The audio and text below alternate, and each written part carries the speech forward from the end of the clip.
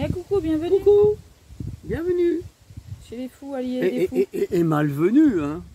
Ouais, parce que ça n'existe pas, c'est l'illusion. Le bien ou le mal. Le bien ou le mal, Et c'est... si on dit tout le temps bienvenue et que jamais on dit malvenue, c'est con. Ça n'existe pas, hein. Hein? Bon. Alors, c'est encore un jugement. Du coup, c'est la dualité. Du coup, bah... Bon, c'est quoi là? Bien malvenu, alors là, on va parler d'hypersensibilité. Oh, hypersensibilité et oui. hyper réception des ondes. Ouais. Hein? Ouais. L'hyper-réceptivité, du coup. Champ sensoriel hyper activé. Oui. Donc dans ça... toutes les fréquences. Oui.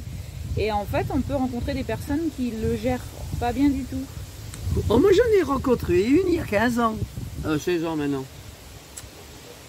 Ah ouais? Ouais. Ah ouais. Moi je me suis jamais dit hypersensible, hein, mais bon. Mais t'es pas obligé de dire que tu étais hypersensible. Je me suis jamais reconnue là-dedans, mais bon. D'accord. Okay. Eh ben oui. Bon, bah voilà.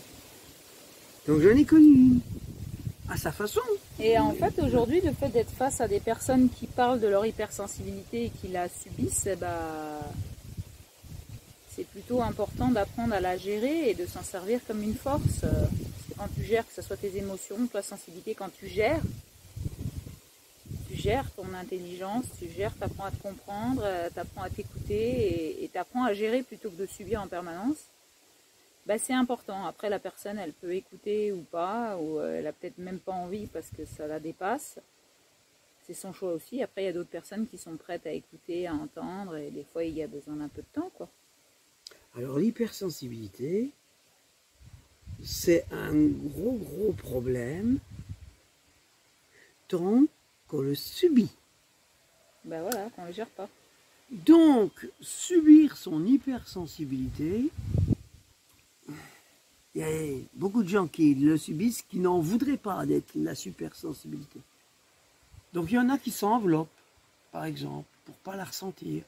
Il y en a qui se musclent pour le combattre.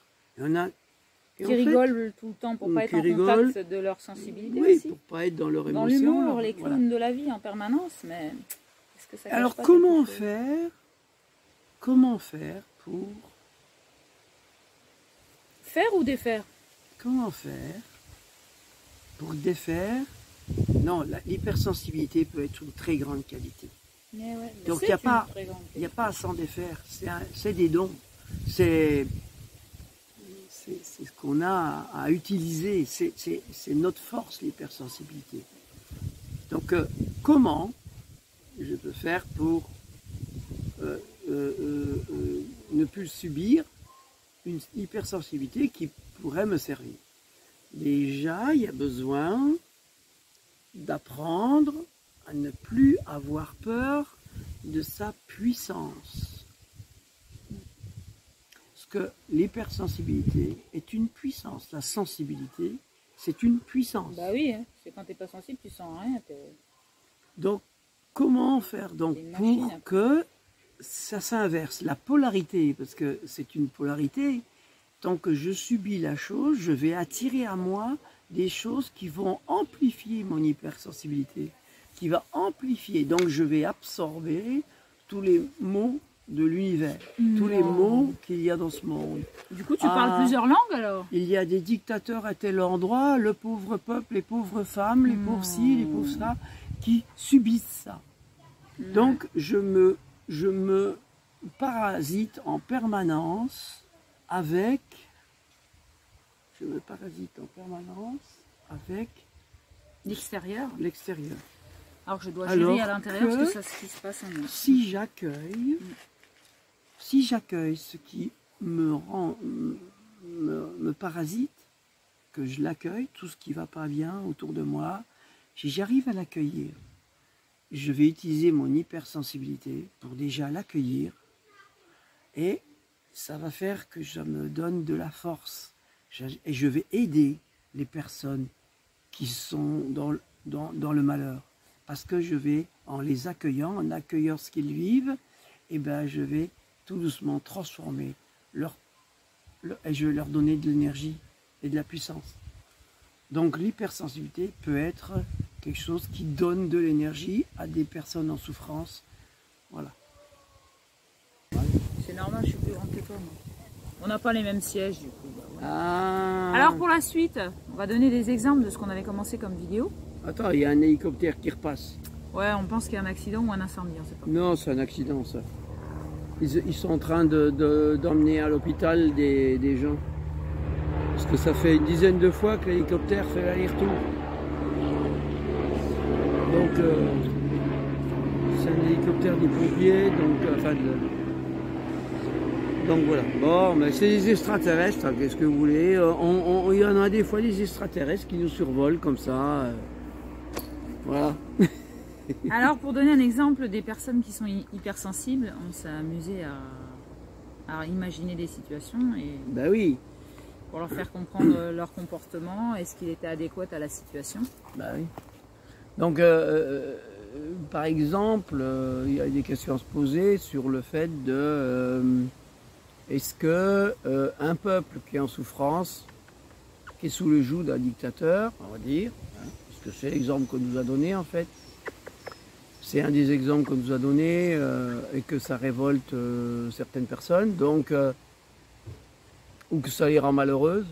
Non, alors, est-ce que la personne, elle prend toute la souffrance sur elle, oui, là où elle est, alors oui, que ça la rend malheureuse, ça prend la souffrance. Ouais. Ça ne sert pas aux personnes alors, là où ça se passe. Alors sa santé s'affaiblit parce qu'elle perd son énergie vitale. Je voulais poser la question d'une manière différente, Cécile. Je pose la question à ceux qui sont derrière, là. Est-ce que, à leur avis, hein, est-ce que de prendre la souffrance de gens qui sont dans la souffrance va les aider? Est-ce que le fait d'être en colère de ce qu'ils vivent va les aider? Est-ce que le fait d'être malheureuse ou malheureux, triste, va les aider? Est-ce que, enfin voilà, est-ce que tout ce que je vais ressentir comme émotion, moi, d'une manière personnelle, va aider des personnes qui sont dans le malheur? Pour moi, non. Ça n'aide pas. Ça enfonce. Ça met ces gens qui sont en souffrance, ça les met encore plus de la souffrance parce que on augmente la souffrance. Ouais, la vibration dans laquelle elle augmente. Elle augmente puisque je vais souffrir, elle va souffrir. Donc voilà. Si tout le monde se met à souffrir parce qu'un peuple souffre, c'est le monde entier qui souffre. En fait.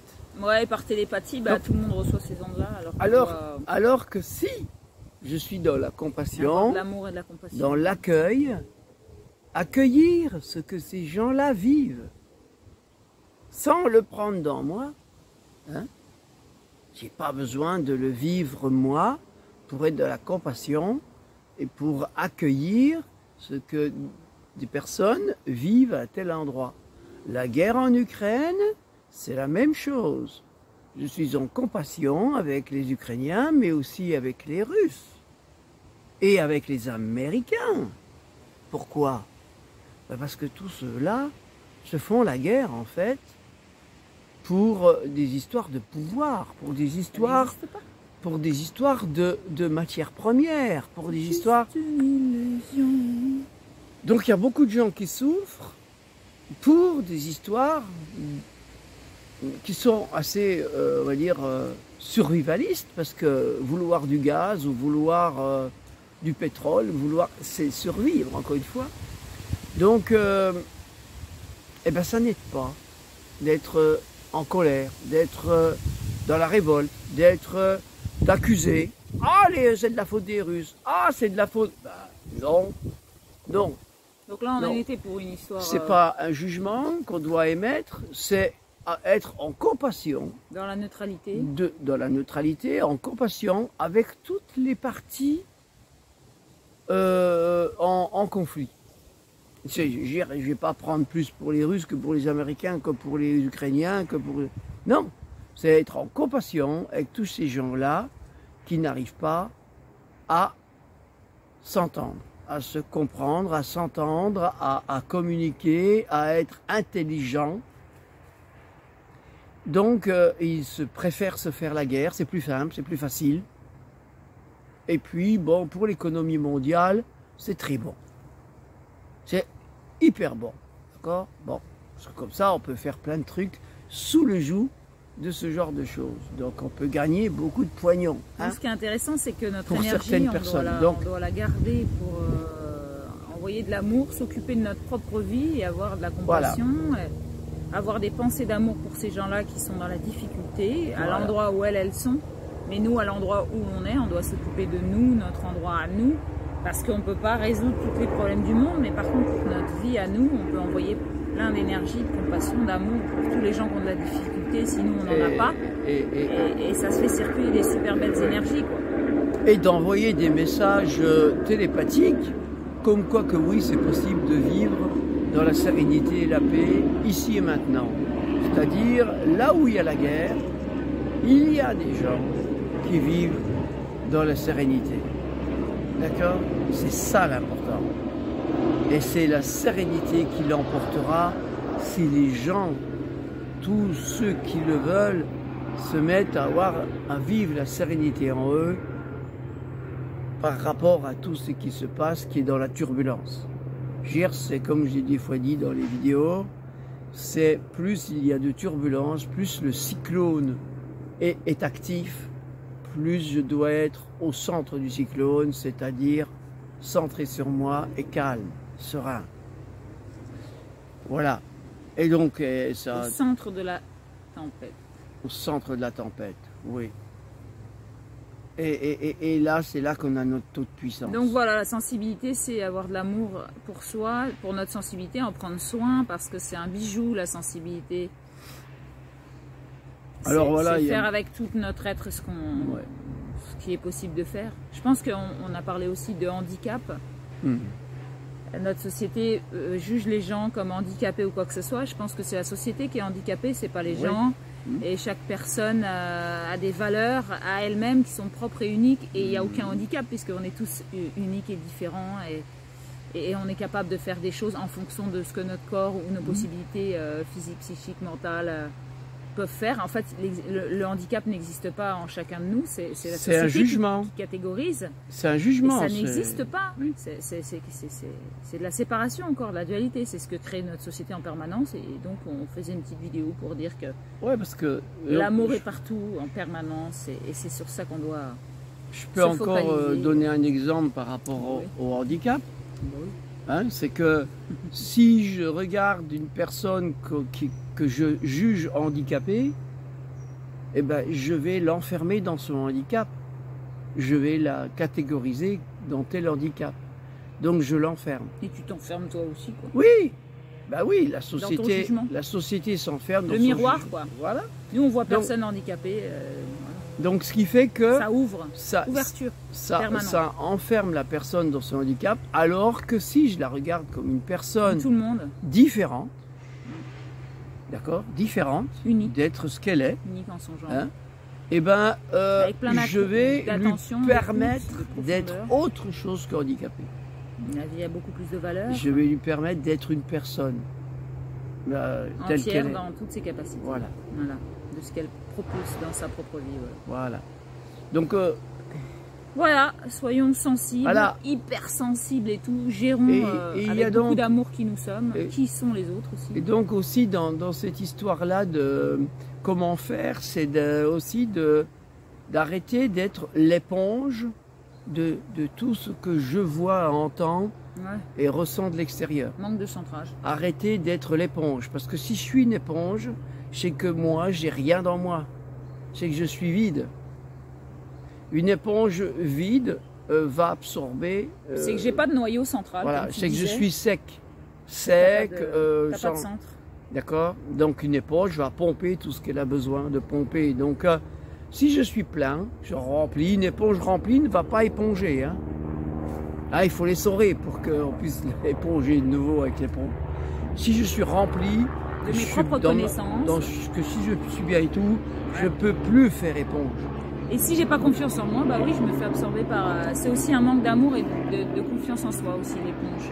Oui. Donc, beaucoup de gens qui sont des éponges vont dire « je n'ai pas le choix m'est imposé par l'extérieur.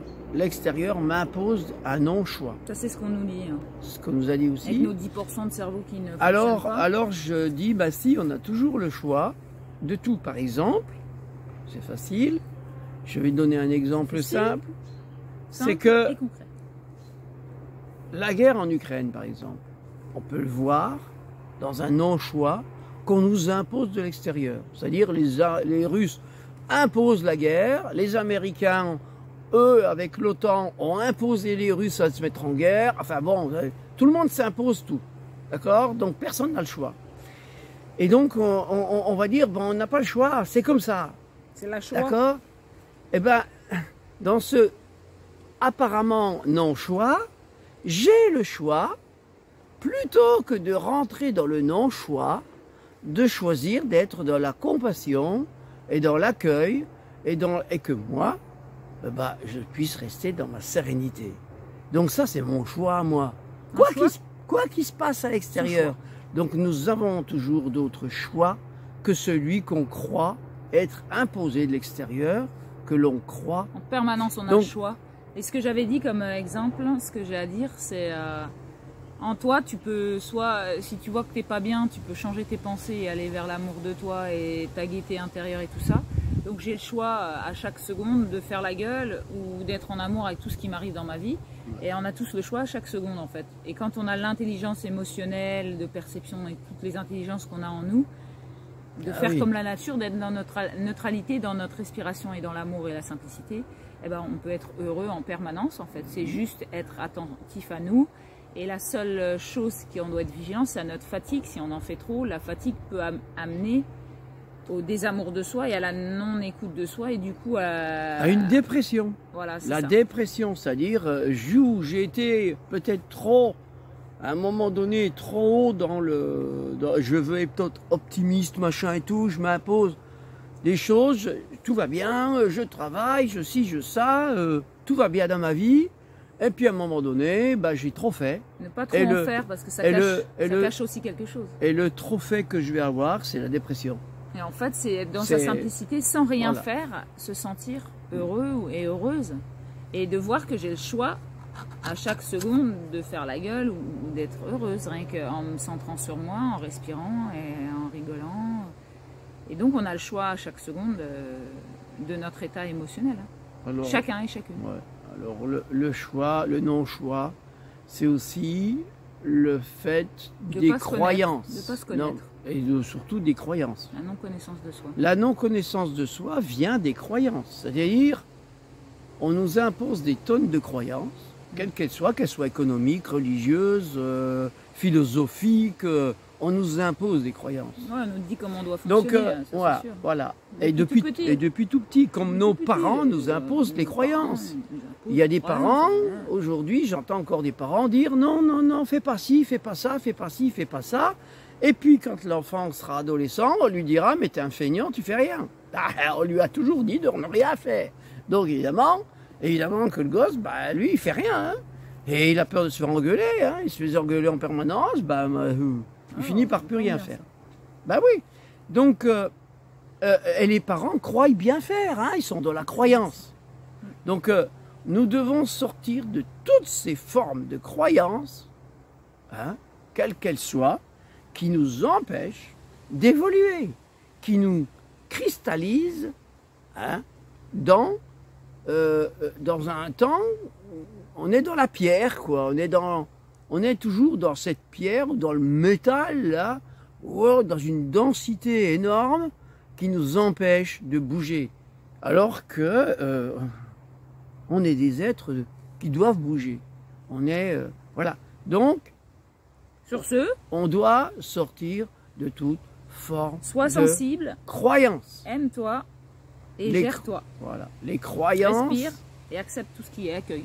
Les croyances sont des béquilles qui nous empêchent d'exister. C'est l'illusion, les croyances, en fait. Qui nous empêchent d'exister, qui nous empêchent d'être, qui nous empêchent de... Et la vérité, bah, c'est chaque seconde. Chaque seconde, ça change. Oui.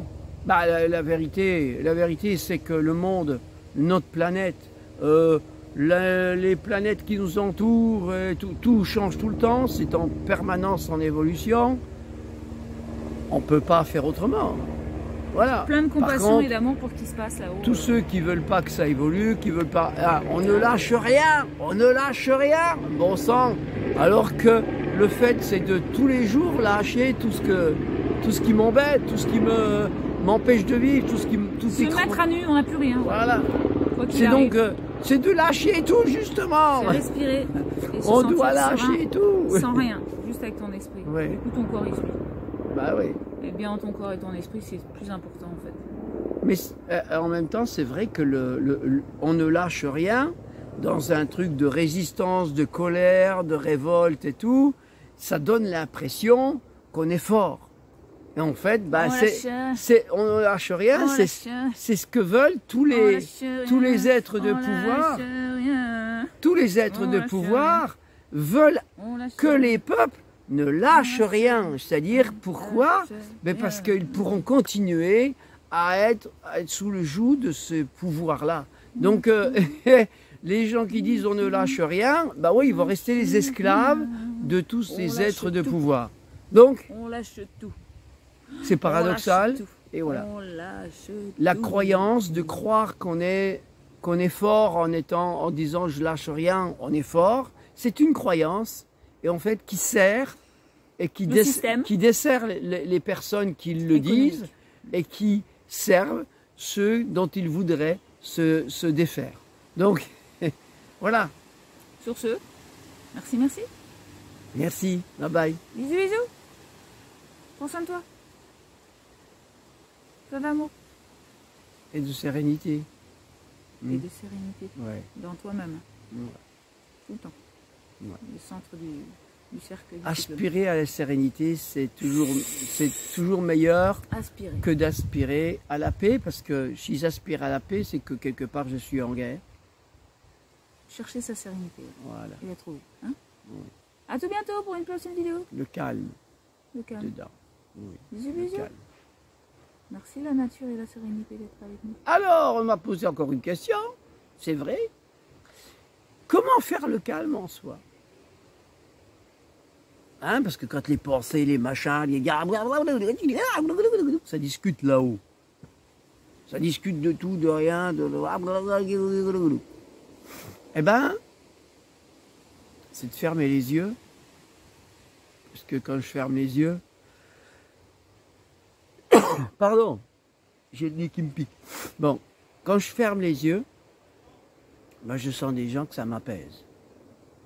Et en plus, si je respire, ça me calme encore plus. Donc déjà, ça calme. Et puis quand je vois des pensées qui viennent, ben plutôt que de m'énerver, ben je le fais comme si j'étais au bord de la rivière. Et je les laisse repartir comme elles viennent. Et quand j'arrive à faire ça, que j'arrive à laisser passer les pensées, et bien à un moment donné, je vais pouvoir être observateur des pensées qui viennent en moi et qui repartent. Et ces pensées, je vais être observateur et me dire, et à un moment donné, ressentir en moi si ces pensées-là viennent de moi ou qu'elles viennent de l'extérieur. Parce que beaucoup de gens